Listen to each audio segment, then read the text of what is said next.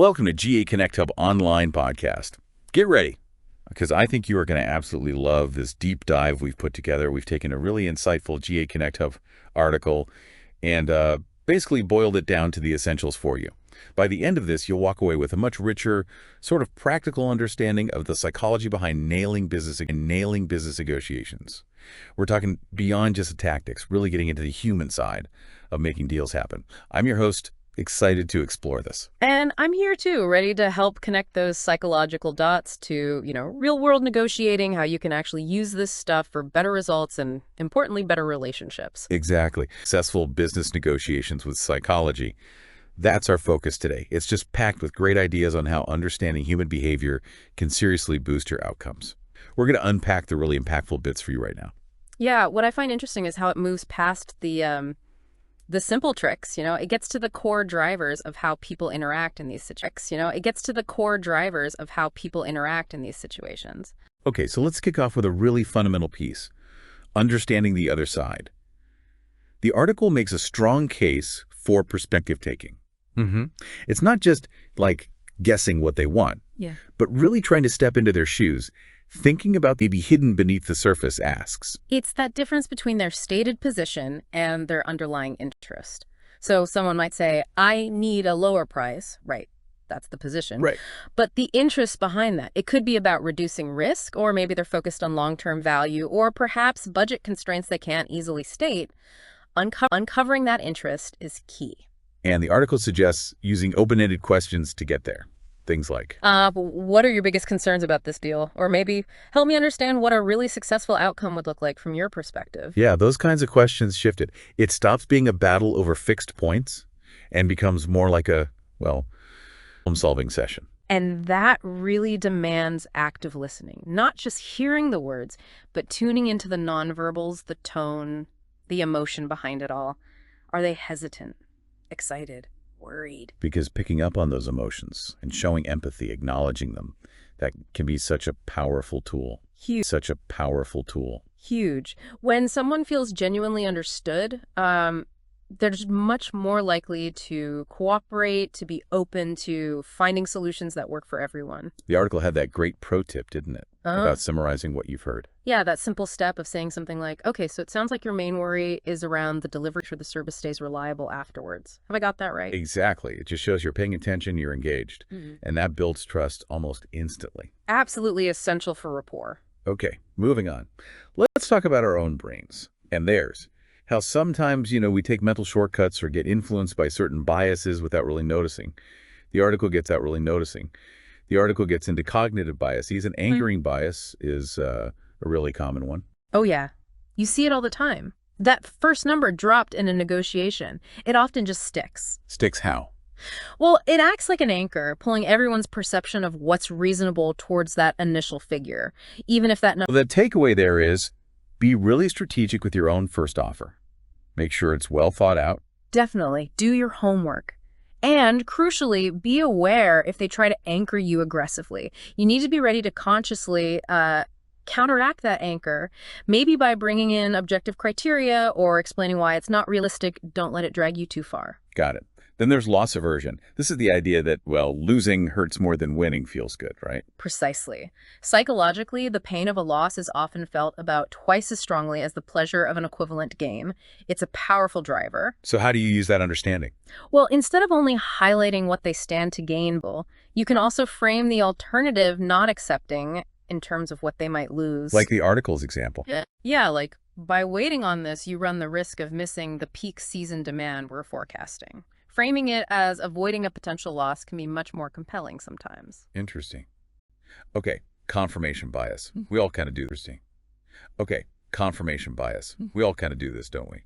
Look for stuff that backs up what we already think. We do. Our brains like consistency, so we tend to seek out information that confirms our existing beliefs and maybe ignore or downplay evidence that contradicts them. So in a negotiation, that could mean sticking to your guns even when maybe you shouldn't. It could, yeah. Or missing opportunities because you've dismissed the other side's valid points too quickly. The key is self-awareness. You have to actively challenge your own assumptions. How? Like asking yourself questions. Exactly. Ask, okay, what might I be missing here? Or how could my initial assessment actually be wrong? Or perspectives that challenge your view. It forces a more objective look. And the framing effect is related, isn't it? How you present the same information matters. Hugely. That classic example.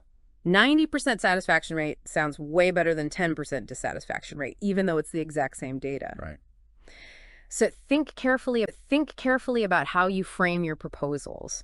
Are you highlighting the potential gains, the positive outcomes, the benefits? Presentation matters. So the big picture on biases for our listeners, just be aware they exist in you, in the other party. Yeah. Recognize them, think about how they might be playing out, and maybe adjust your strategy accordingly. Prepare counter arguments or reframe things. It's about navigating those mental shortcuts so they don't derail a potentially good outcome for everyone involved. Okay, let's shift gears slightly to the art of persuasion and influence. The article lays out some classic psychological principles here. Yeah, and it's important to stress this isn't about manipulation. It's about understanding what genuinely motivates people and using that ethically to reach agreement. Reciprocity is a big one. The give and take. If I make a concession, you feel more inclined to make one too. Basically, yes. Humans are kind of wired for it. So making strategic concessions can build goodwill, but they need to be perceived as valuable concessions by the other party. Right, not just giving up something you didn't care about anyway. Exactly, and communicate it clearly. What about social proof? Using the crowd. Yeah, the idea that if lots of other people are doing something, it must be the right thing to do. In negotiations, this comes up with things like testimonials. Like the article's example, most of your main competitors are already using this system. Right. It reduces the perceived risk for them. If others they respect are doing it, it feels safer, more validated. Authority makes sense, too. We tend to listen to experts. We do. So establishing your credibility through your knowledge, your experience, maybe your credentials, even just communicating confidently and clearly, that gives your proposals more weight. People are more likely to trust and be persuaded by someone they see as knowledgeable and competent. And scarcity. Highlighting limited availability. That can create urgency, yeah. When something seems rare or time limited, its perceived value often goes up. Think limited time offer or... We're only offering this enhanced service package to a select group of partners this quarter. Exactly. But again, use it genuinely and ethically. False scarcity backfires. And lastly, just liking. People prefer to say yes to people they like. Seems simple, but... It's incredibly powerful. Finding some common ground, maybe sharing a relevant brief story, just being generally personable and showing genuine interest in them as a person, not just a negotiating opponent, that builds rapport. Makes the whole process smoother, less adversarial. Definitely. It fosters a more collaborative together. This is all such useful stuff to keep in mind. And actually, this seems like a good moment to remind everyone listening, if you want to dive even deeper into topics like this, definitely check out ghconnectclub.com. Yeah, there's a ton of great resources, articles, insights on business strategy, communication, leadership. Lots to explore there. It's absolutely worth a visit. Okay, so we talked biases, persuasion, but negotiations aren't just logical exercises, are they? Emotions run high sometimes. Always. Emotions are always part of the equation, whether I acknowledge them or not. The article rightly stresses managing emotions, both your own and theirs. So managing your own first, what does that involve? Well, it starts with self-awareness, recognizing what triggers you emotionally in a negotiation. Is it feeling pressured, disrespected? Knowing your triggers helps you prepare. Then it's about self-regulation, staying calm, not reacting impulsively. Sometimes the best thing you can do if things get too heated. That pause can make all the difference, can it? Prevent saying something you regret. Absolutely. And then there's understanding their emotions, trying to read the room, notice if the other person seems frustrated, maybe anxious, maybe overly enthusiastic even. Those are all clues. And the article suggests acknowledging those feelings. Yes, carefully and empathetically. Saying something like, look, I can see this particular point is causing some frustration for you. Let's try and work through it together, can really de-escalate tension. It validates their feelings, shows you're paying attention to the human element. Exactly. It shows respect. This all ties into what the article calls emotional intelligence, right? That calmness, self-regulation, social awareness, reading others, and relationship management. Developing those skills seems crucial for moving beyond just basic tactics. It really is. It helps you navigate the inevitable bumps in the road with much more skill and helps build stronger, more resilient relationships in the long run. Which leads us to the next key area, actually building trust and rapport. How do you lay that foundation? Well, credibility is job one. Be honest. Do what you say you're going to do. Follow through on commitments. Trust is built brick by brick through consistent, reliable behavior. Simple, but not always easy. True. And as we've said, active listening is huge here too. Nodding, paraphrasing to check understanding, asking relevant follow-up questions, it all signals respect and genuine interest. It makes the other person feel valued. Finding common ground helps too, right? Even if you disagree on the main points, maybe you can agree on the importance of timelines or quality. Definitely. Highlighting those shared interests creates a sense of we're in this together, even when you're tackling difficult issues. It shifts the dynamic. The article also mentioned transparency and limits, obviously. Yeah, you don't need to reveal your entire hand, but being reasonably open about why certain things are important to you can build trust. Instead of just stating a price, important to you can build trust. Instead of just stating a price, maybe explaining the rationale a bit. Like, okay, here's why this price point is necessary on our end to cover the R&D investment and ensure we can provide the ongoing support.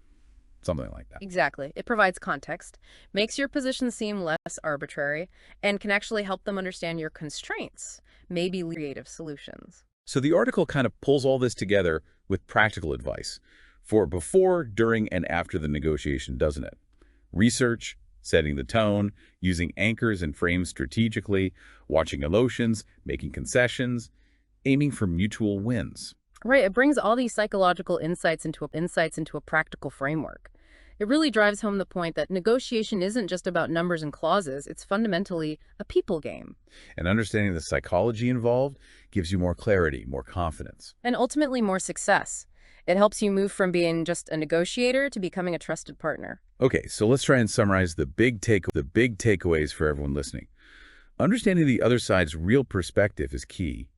Being aware of those cognitive biases in yourself and others is crucial. Using persuasion principles ethically, like reciprocity and social proof, can help guide the conversation. Managing emotions, both yours and theirs, is vital for keeping things productive. Foundation of trust and rapport through honesty, listening, and finding common ground. If you consciously work on integrating these psychological insights into your approach, you really can significantly improve your negotiation skills and outcomes.